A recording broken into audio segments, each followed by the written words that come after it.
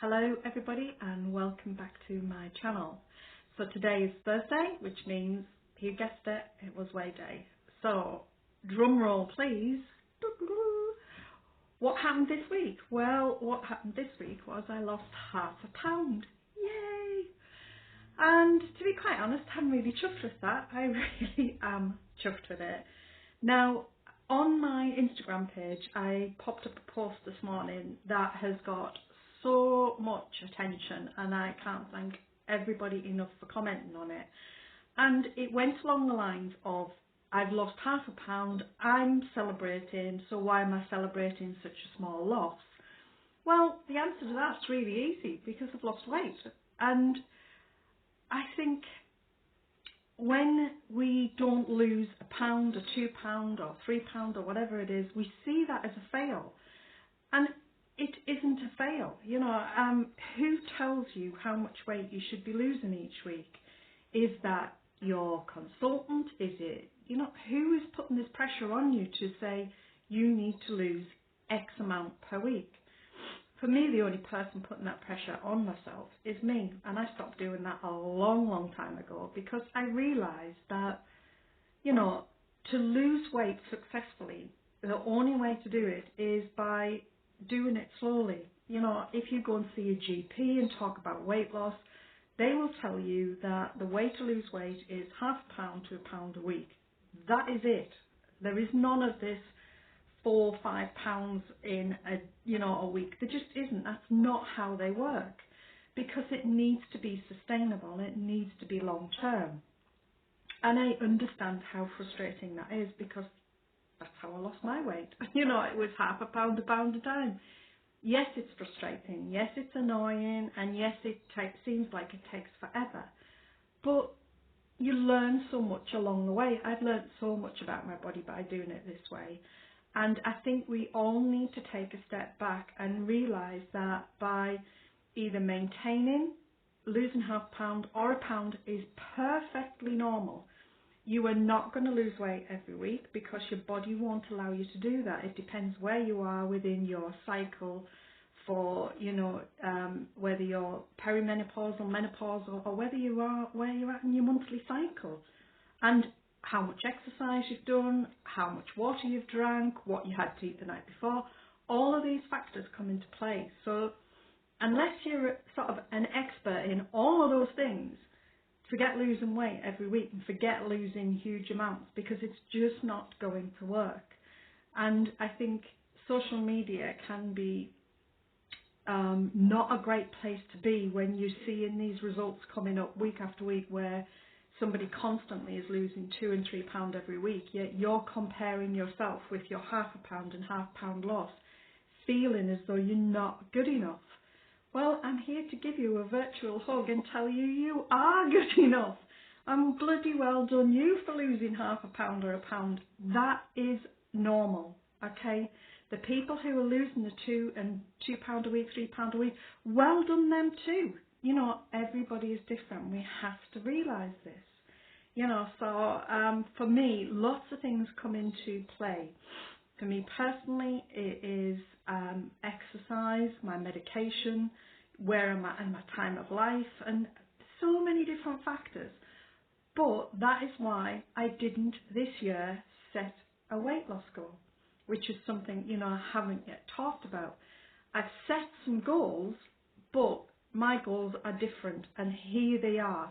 These are a set of short-term goals to get me sort of from January probably to about April time. And these short-term goals are this. 3 sets of timed exercise a week. 3 sets of timed exercise. What's that? Well, timed exercise for me is going to be walking at the fastest pace I can manage, and hopefully get back to some cycling. Now, when I say cycling, I don't mean like, you know, 20, 30 miles up a hill. I'm talking about maybe 5 to 10 miles, maybe a bit more, probably on the flat. But that's okay, that's exercise. So 3 sets of timed exercise in the week, and what I then do is I allocate myself a monthly tracked exercise target. So this month's target is 15 miles, and the reason for that is because I had a couple of weeks off exercise at the beginning of the year, so it's kind of knocked me back a little bit. So I'm running out of time, so I've set the target for timed exercise as 15 miles this month. Before Christmas I was tracking about 50 to 60 per month, and that was just amazing, absolutely amazing. And the benefits of doing this tracked exercise thing is, for me, it takes the focus away from the scales, because if your pure focus is just going, oh dear, oh God, you know, what am I going to weigh this week? What's the scales going to say this week? And then you get a maintain, a gain, or just, you know, that ½ pound, which is fantastic, you're going to be hugely disappointed, because that is all you're focusing on. And I found last year, when I started doing this tracked exercise routine, that it really helped me focus, it helped me stay on plan, and it really helped me achieve my goals moving forward. And part of the other sort of side to this is when people say, well, I'm exercising and I'm not losing weight. So what? You know, who cares? The difference with exercise is this, is that you need to understand that if you're going to pick up your exercise again, it's going to potentially slow down your weight loss. It does with me. And that is because your muscles hold on to water, and you need to drink more water. Eventually your body will become accustomed to it, and it'll start playing ball. But even when my body does play ball, it tends to be smaller amounts of weight that I lose. So here's the key. I find an item of clothing that I either can't fit into or I know is true to size. And then what I do is each week I try on that item of clothing and take some pictures and see how I feel. Because what happens with exercise for me is my weight, I might lose 2 to 3 pounds in a month, if that, but the inches drop, and that is more important to me than, you know, the numbers on the scales. The numbers on the scales can be hugely flaky and hugely demotivating. When you look at your tracked exercise miles, which is what I'm going to show you in a minute, and you can see what you're achieving, those are more tangible results.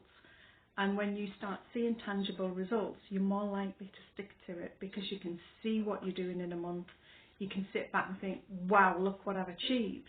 Where if you're just solely relying on the scales to do that, and you're getting that up and down, maybe not so much to keep you motivated. So it is worth thinking about. I'm going to run you through how I do mine, and maybe it will help. But you know, that ½ pound, well done. You know, if you have lost ½ pound this week, well done you. You know, crack the champagne open. But, you know, please stop comparing yourself to everybody else's weight loss. And if your consultant is pushing for you to lose 2 and 3 pounds a week and it's not happening, maybe have a word with them and explain how it's making you feel. You know, there are some great consultants out there, I know there are. But there are also some who don't understand the pressure just by saying those words it can put on to you. And you know, putting pressure on ourselves right now, 3rd week into January, isn't really needed or necessary. So, you know, have a look at what you're losing, make sure it fits in with what you're looking for, and then maybe look at a different set of goals other than just weight loss.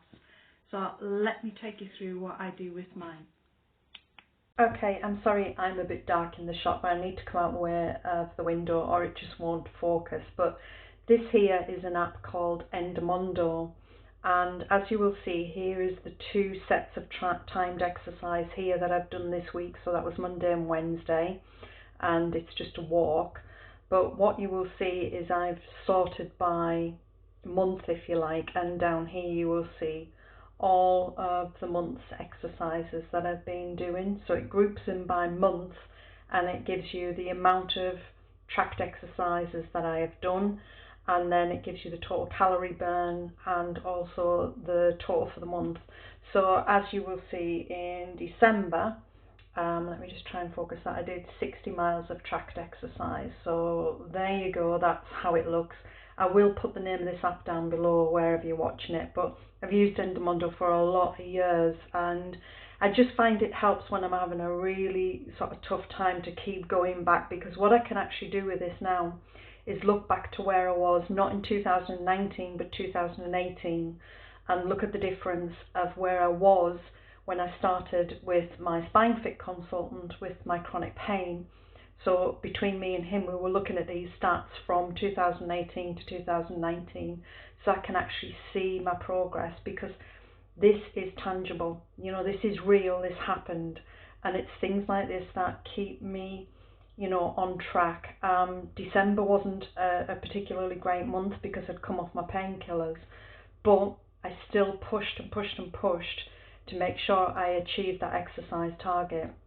And that is basically how to do these things. So there you go, that's what I've been doing. I've also got my Fitbit back out, which is a Fitbit 1. I've had this for years, I absolutely love it, to be honest. So that is going back on charge as well, and I will be starting back wearing my Fitbit on Monday. I hope you enjoyed that video, and I hope it helps somewhere along the lines. For me, the decision sort of last year basically was to either keep focusing on my weight loss or focus on something different, something more tangible, something more real, something that I could really see the results from. And for me, that was this tracked exercise kind of regime. So for me, it is a case of weight versus inches, and I'm really sorry, but inches win every single time with me. So for me, I'm not chasing the numbers on the scales, you know, I'm not really too fussed about what my weight is and how it's coming down. Yes, it's really important to keep, you know, sort of it in check, and it's important to keep pushing every week to get a loss, even that half a pound.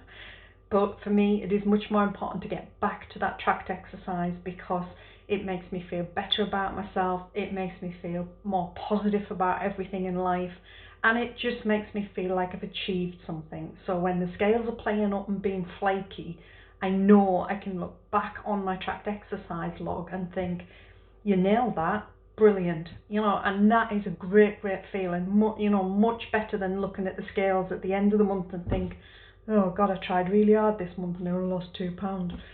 Not for me, I'm not doing that anymore. You know, for me, this is a bigger incentive by doing it this way. Anyway, I hope you enjoyed that video, and I shall catch up with you all Sunday. Yeah, have a great weekend, everybody. Bye.